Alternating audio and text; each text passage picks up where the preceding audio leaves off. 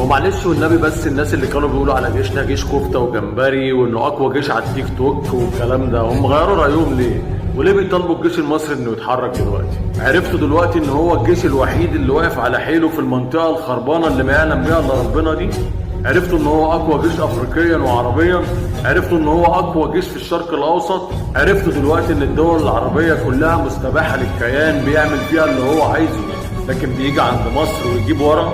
ايوه بيجيب ورا عشان عندنا رئيس كان شايف اللي بيحصل واللي بيتخطط لنا، وكان كاشف اللعبه من بدري، وكان شايف اللي احنا ما كناش شايفينه. طور جيشه وحدثه باحدث الاسلحه والمعدات، وعمل بنيه تحتيه عسكريه عشان الوقت ده. عموما ما تستعجلوش، هي كده كده جايه وقربت قوي. كل اللي مطلوب منك انك تقف مع بلدك وفي ظهر جيش بلدك. غير كده في رجاله ابطال عارفين هم يعملوا ايه في الوقت المناسب. حفظ الله الوطن، حفظ الله الجيش، وتحيا مصر.